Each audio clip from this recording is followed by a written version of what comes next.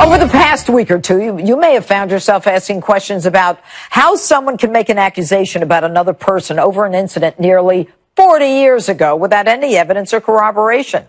I brought in an expert to talk about the Kavanaugh case, and I'm joined now by Skype by Onondaga, New York District Attorney, former president of the National DAs Association, and a dear friend of mine for many years when we were DAs together. All right, Billy, would I be correct, and we don't have a lot of time, in assuming that you and your office have interviewed and prosecuted tens of thousands, if not more, sex crimes victims? Very fair to say. I've been a prosecutor for almost 40 years, so very fair to say. Okay, good. Now, you watched the testimony of Christine Blasey Ford. Would you have filed charges on her behalf? No ethical prosecutor could possibly bring a case because of the lack of specificity as to the time, date, and location. And the defendant is entitled to know all those things by constitutional law. All right. Okay. So that in itself, I called it the who, when, where, and how, but that is a prohibitor. All right. So now we hear this prosecutor come in. Now, you and I have tried many cases. You certainly more than I at this point. I didn't like her. I didn't like her approach. I didn't like her behavior. I didn't like this. What do you think? Well, I happen to be very fond of Rachel and very, very close friends with her boss. But with that said, what I would have focused on would be the visit to the therapist in 2012 by Dr. Ford. People are struggling with this conundrum, Judge. How can two people be so credible when one of them demonstrably has to be lying? And the answer may very well be that neither one of them are lying.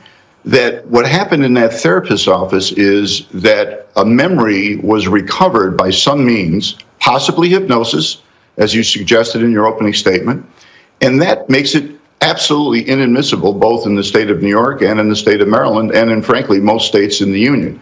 The reason being that hypnosis can often cause confabulation, the creation of a false memory that the affiant, the declarant, the victim, firmly believes is true. Now, you and I both agree. Something happened to Dr. Ford. Absolutely. We can't say when it happened, but I was very, very troubled by not pinpointing how is it that she is able to identify Brett Kavanaugh as her attacker.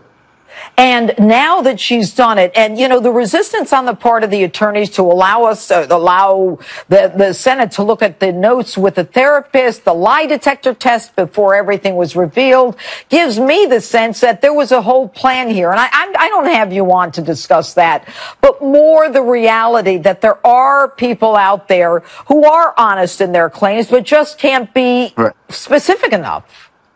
Yeah, I mean, I prosecuted the lead case in New York 35 years ago. A woman was brutally raped, and for months and months we were so frustrated she couldn't identify her assailant, and we finally went to hypnosis, and she was able to identify her assailant, and he was convicted, and that case was reversed. Fortunately, he was convicted again, but the Court of Appeals said, look, it's just not reliable. You can't cross-examine someone effectively who absolutely believes they're telling the truth, and that's only as a result of a false memory that was created by hypnosis. And you think that that is a probability here? I think it's a good possibility. I would be much more suspicious and much more favorable to that possibility if the lawyers for Dr. Ford do not agree to release those therapist notes. All right. At the very least, they should be given to a third party to neutrally examine. Bill Fitzpatrick, DA, thanks so much. We'll be right back, Thank folks. you, Judge.